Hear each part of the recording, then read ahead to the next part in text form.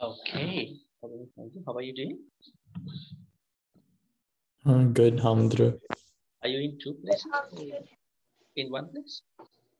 Two different places. Yes. In the same house? Yeah. Yeah. Okay, good. So, did you hear from your mother what we changed from today? That is, we don't have Yeah. class anymore. So, what we're gonna do is we do the same thing we did with Mike. That means the Buddhism class going until 4. That means let me send him.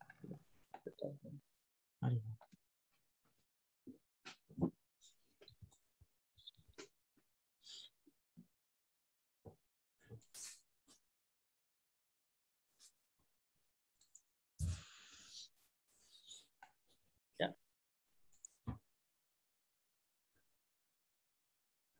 You should be there. Okay. Oh, you came back. You had to go back there. He's coming.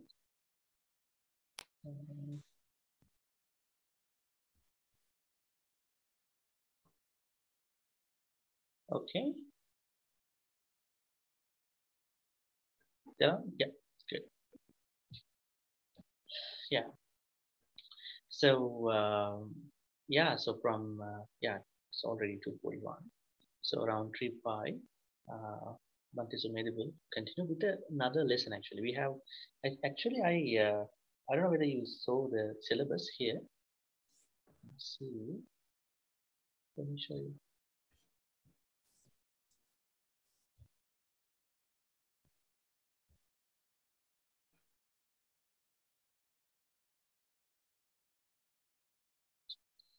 So okay, I think in the meantime we can talk.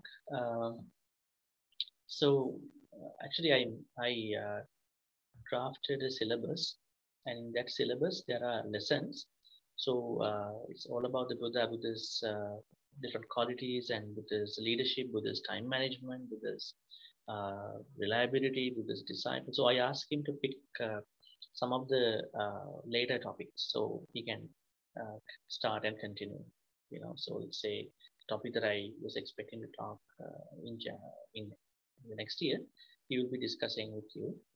So I'm going to continue this way. So that's how things are. Yeah, so from 3 or 5 to 4. I hope that then you have more time to discuss and all that.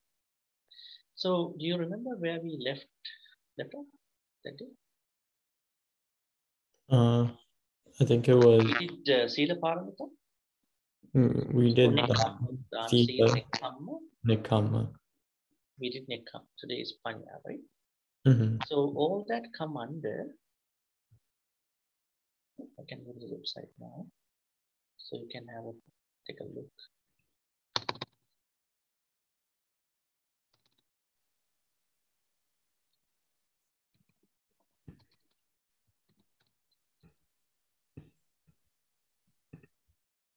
How's your week going so far?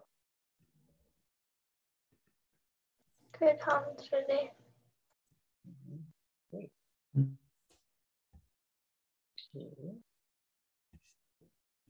You can go to the website. Can you see the website now? So from the website, if you go to Dhamma School. Oh, yeah. Here, classes and syllabus. From here, you can see Buddhism here, right? 2021, 2022 academic year. This is what's past year. Buddhism. It will take you to a Google Drive file. See what I actually planned for this year. Buddha's life, compassion, wisdom, patience, leadership, dealing with the untamed, motivation. There are a lot of topics. So actually, what I was trying to do since last couple of weeks is that, to get a sense of the Buddha's life in general, especially the prerequisites of becoming a Buddha, being as a Bodhisattva, and compassion, wisdom, patience, we can actually cover. Actually, we're already covering things like that. And then we slowly going towards leadership, dealing with the untamed, motivation, activities. So Bhante Sumedhi will be talking from here some of the topics. Okay. And we have the discussion review during June 12, 2026. Sounds good? It's good. Andrew.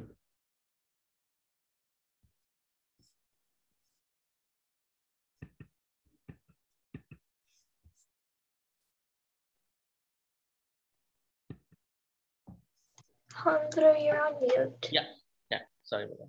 Yeah, so today we'll be discussing about the next parameter. So Dana, Sila, then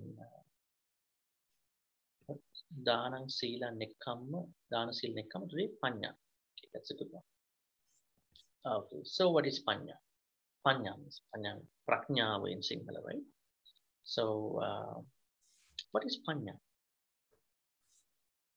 Any idea? I think, this term in Sinhala, prajñāva, yeah, I think like strength or something.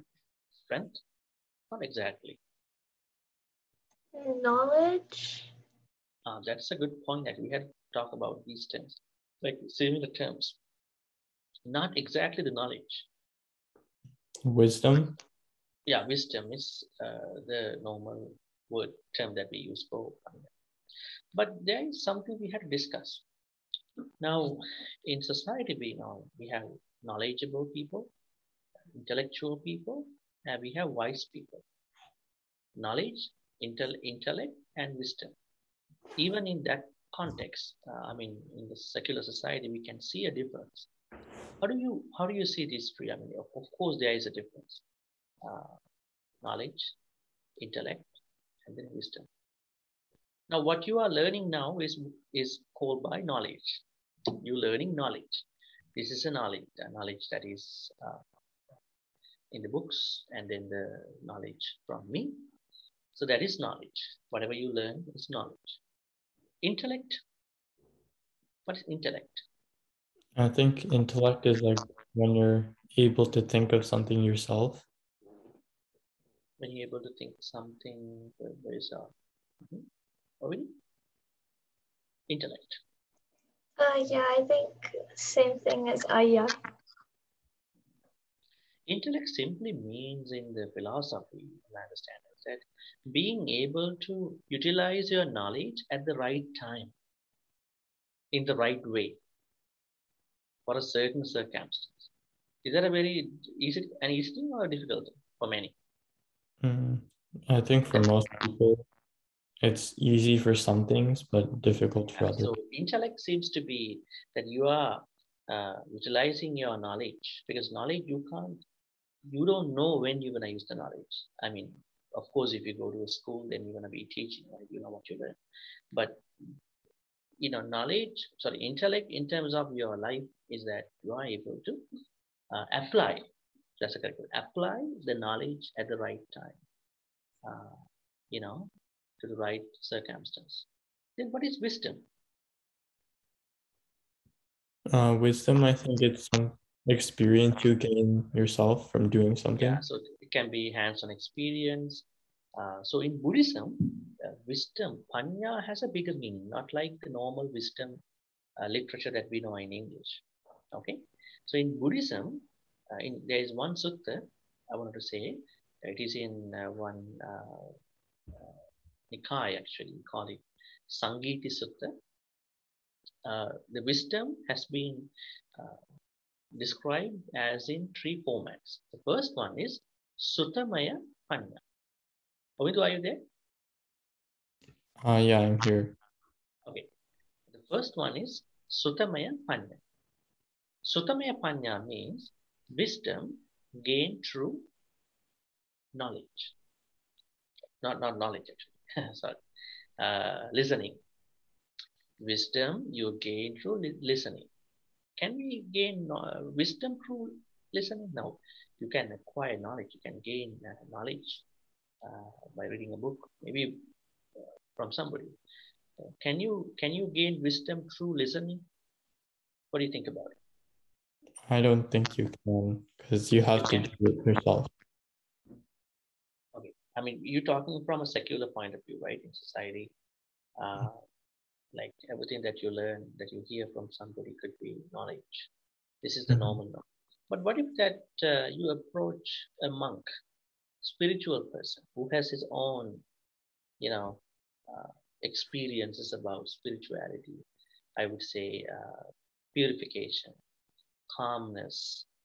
It's not just explaining a book, he has done his own this thing.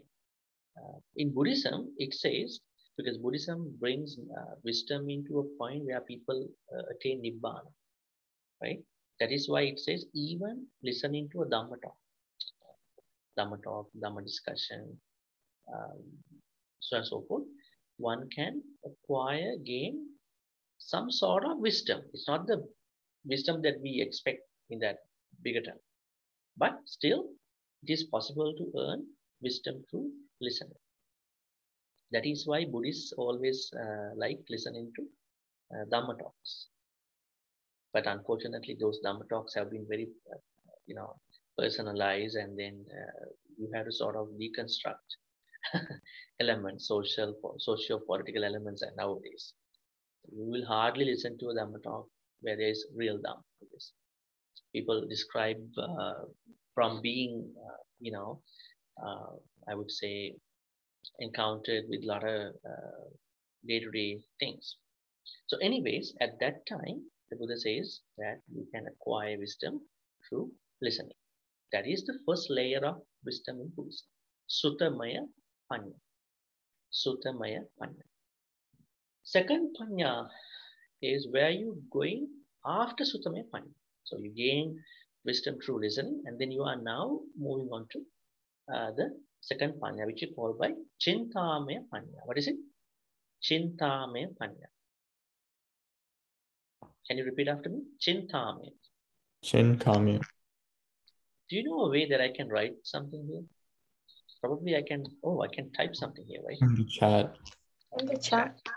Yeah, that's it. So this is the first one. Suttamaya paññā. That means, wisdom gained through knowledge. This is the second one.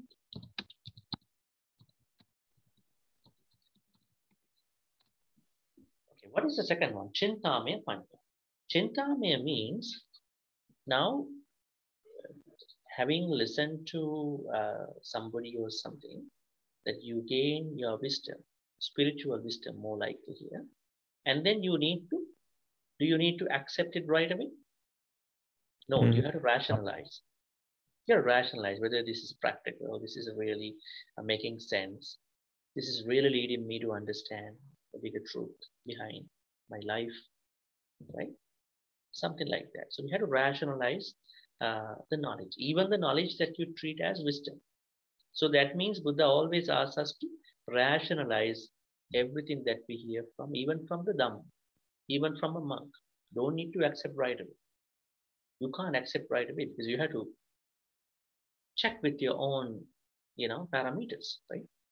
So that means you have to rationalize the knowledge, the wisdom you gain through listening, through rationalization. You have to do your own rationalization. But when you rationalize, be careful. You can be very extreme because you are struggling with the language, right? Language, culture, your family background. You will be seeing that you won't be seeing them as barriers. But we need a bit of rationalization. Let's say when there's a government in a country, we don't like the government corrupts money of the normal people, right? So we don't need big rationalization. We don't. It's very simple. There should be an accounting. If somebody weighs that money, then it's of course a very normal thing for people to understand. People don't need a lot of rationalization. Yeah. So in rationalization, what we do is we normally see whether this makes sense or not. The listening part we had for wisdom. Third is bhavanāmaya paññā.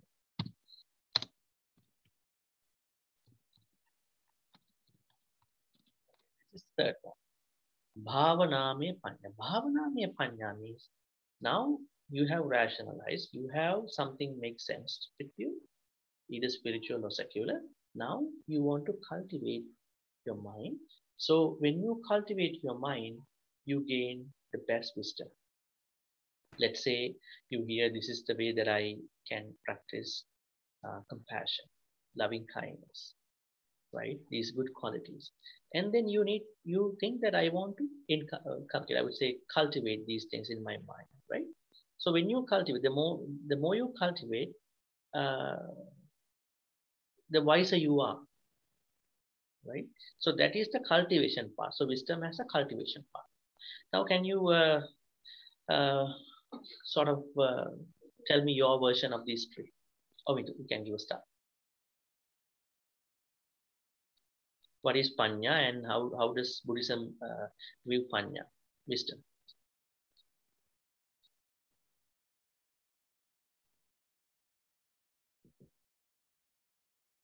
Yeah, Ovidu, can you hear me? Yeah. Yeah. Mm-hmm. I just want you to explain that a little bit. So I think Suttamya Paññā, and that's when like you hear someone else say it, and then you can understand it. So if I go to like a Dhammadesana and then I hear about like how to meditate with loving kindness meditation better, that's Suttamya Paññā. And then Chintamya Paññā, that's when you rationalize it.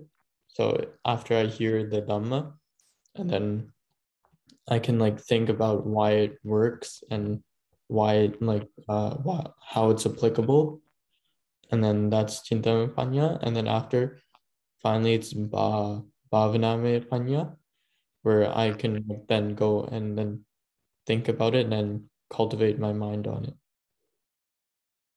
What's your version? How do you view that? So Suttamya Paññā is like listening to somebody else's experience or whatever. So like going to a Dhammadesana, and then is it only Dhammadesana or it can be something else too? It's not only Dhammadesana, it can be something else too. And then Chintamya Paññā is like rationalizing it. And Bhavanamaya Paññā is like thinking about it and like not just rationalizing. Now you get three types of wisdom. Now don't think that it is connected also. It is interconnected. But every step you get a different paññā. That means by listening you gain that Suttamya Paññā. You have a different wisdom. And then that leads to the second one, Chintamaya. Then you get another wisdom, but it comes as a consequence of Suttamaya. Rationalization. Proper, healthy. It should be kind of a healthy rationalization. Okay? And then Bhavanamaya? Bhavanamaya Paññā is like kind of like thinking about it and like reflecting. Oh, reflection. Yeah, reflection. Reflection. Actually, Bhavanamaya Paññā is the highest wisdom in Buddhism. That means where should we cultivate on our mind? Should we cultivate on? Okay, what should we cultivate on actually? Do we have something to cultivate on? Do you have a set of things to cultivate our mind on? Now we have a mind, right? So what we do normally on a daily basis is that we see our family, friends, and then we get to see what is happening in the world, right?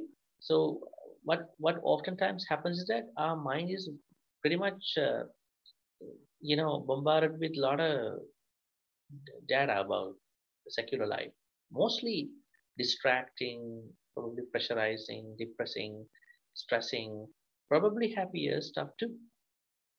So at this point, what you are doing is you are cultivating your mind on four main qualities. We will call them Brahma Viharas: loving kindness, compassion, altruistic joy, and equanimity. Such a good, wonderful set of virtues. So we have to cultivate our mind on loving kindness. So we will never make enemies. Those who make enemies never know what loving kindness is. If they know loving kindness, they just know it as a knowledge, compassion, and then other two things too. Right? Now Yeah. you get a sense of what these basic three paññās are, wisdoms are. Now we'll take a look at how does a bodhisattva view them. Now, as you know, bodhisattvas fulfill, practice a number of paramitas. How many paramitas, perfections, bodhisattvas perform? I think it was 10 for an arahant, 20 for a Pacceka Buddha, and 30 for a Samma 30 for a Sambuddha. Samma Sambuddha. We call bodhisattva to be someone who is going to be a full Buddha, who is performing 30 paramitas. In that case, what we need to learn is these bodhisattvas at this point trying to practice these three layers of the paññā. So then we have to look at three levels of paññā, three levels of their ways how they practice these three. We have paññā pāramī, then paññā upapārami, paññā paramatta pārami. We know that already. Dana pārami, dana upapārami, dana paramatta pārami. Sīla pārami, sīla upapārami, sīla paramatta pārami. Nekkhamma pārami, nekkamma upapārami, nekkhamma paramatta pārami. So paññā pārami, paññā upapārami, paññā paramatta pārami. So how do we understand this pārami, upapārami, paramatta pārami? I think I already discussed everything. Pārami simply means that you are trying to have this, this wisdom in three ways. Sutameya, Chintamaya, Bhavana. Then what is upapārami? You're trying to rationalize the knowledge or No, wisdom? No. It's not about these three at the second point. Now, you have it even at the first place. At the paramita, normal parami level, you are completing these three. But at the upapārami level, what you are doing is, you are even risking your organs to practice paññā. Remember, in the dana parami, you are giving everything what you have at the, dana parami. Dana parami, you are even giving your, donating your organs, that's it.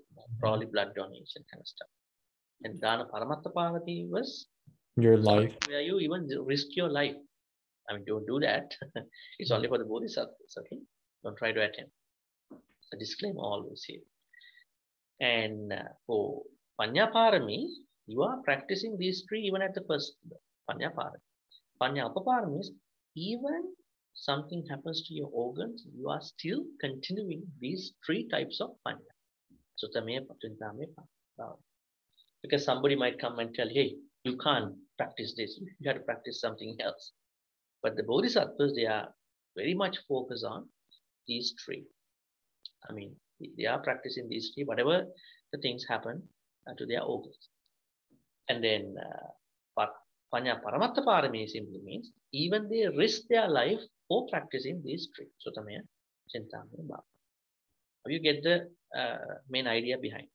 Now, when we are going to discuss about the next one, paññā, then virya. Virya means diligence. Now, what is diligence? That is virya. And virya upapārami means they practice this virya pārami, even they risk their organ. Virya paramatta pārami, they even practice virya diligence, even they risk their life. That is how this upapārami, paramatta pārami work. Yeah, so that's pretty much everything. So I don't want to complicate by telling everything, like a lot of things. You simply know what is paññā and what's the threefold division of paññā. How does a bodhisattva practice these three? So this is the abstract of paññā pārami when it comes to bodhisattva. Any questions, Ovini? No, Handru. Okay, so any questions so far about other part of the perfections? Because you are going to do with, I think, Bhante Sumedha something else, probably Buddha's other virtues. But in here, so we are still talking about the bodhisattvas. So bodhisattvas take a longer time, right? They take a longer time to become Buddha. That means are they very selfish or are they very altruistic? I think they're very determined. Huh? I think they're very determined. They are very determined. Now, there is a very big argument that has been happening since long time, because the Mahayana, you know the Mahayana? So Mahayana teachings always encourage to become a Buddha, full Buddha. But the Theravada teachings always bring, their thoughts on becoming an Arahant. But they talk about Arahant, Pacceka Buddha, Sammasambuddha. But majority of the people, they take the least enlightenment. The least enlightenment is become an Arahant. So they are very determined, and they are very, I would say, resolute about what they want to do, especially taking a risk in the samsara to help other people. Yeah, that's a different way of looking at it. Have you ever heard how does Buddhism get splitted in the history? The Buddhist groups, now this Theravada, Mahayana, Vajrayana. Now, early Buddhism is what we call the original Buddhism. What is early Buddhism? Now we call, what is Buddhism? Theravada, Mahayana, Vajrayana. Scholars say early Buddhism means the first four Nikaya books. Diga, Majjhima, Samyutta, Anguttara. Longer suttas, middle suttas, numerical portion suttas, and the kindred sayings. Other ones, they were added by Theravada school. So Mahayana people and Theravada people, they all have a consensus that early Buddhism is the original teaching. And then the Theravada was started because some groups, they were split from the Theravada group. Early Buddhism, they become Mahayana. So the reason I want to tell you is that later on, there were some concepts that were brought to public by different monks. But in here, what you need to understand is there's always an opportunity for every person to choose their own enlightenment. Be that becoming an Arahant, or a Pacceka Buddha, or a full Buddha. But Mahayana people, they always encourage, don't become an Arahant, you must become a full Buddha. Okay, so Bhante Sumedh is back here. So we've been talking about paññā, pāramī, perfection or wisdom, and we talked about 3 types of paññā. At the same time, we talk about how these 2 paññās are practiced by bodhisattvas in 3 ways: pāramī, pāramī, paramata. Okay, so he's coming here. So he's going to be taking this out. Okay. Then we'll see you again. Thank you, Hunter. Thank you, Handra.